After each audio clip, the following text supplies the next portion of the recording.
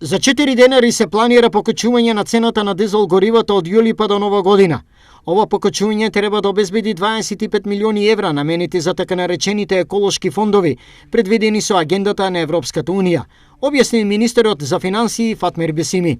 Од другата страна, истото важи во однос на еден консултативен процес, ќе следат и давачките, еколошките давачки во делот на дериватите, затоа што тоа е дел од транзицијата, односно зелената транзиција за еколошки развој и токму ради тоа исто така е предвиден и фонд за еколошки развој, односно зелен развој за еколошки енергетски еколошки проекти во форма на трансформација од фосили на енергетски на обновливи извори за енергија. Во делот на покачувањето на струјата Бесими објасни дека од владата размислуваат за следново. Во делот на домаќинствата и ДДВ-то за електрична енергија се разговара во намалување на ДДВ-то. Меѓутоа, се уште нема одлука на влада и затоа се уште не може да се соопшти откако ќе се направат анализите и ќе се направат претходно и консултации со засегнатите страни. Како граѓаните ќе реагираат, а што е уште поважно како ќе ги поднесат овие дополнителни трошоци,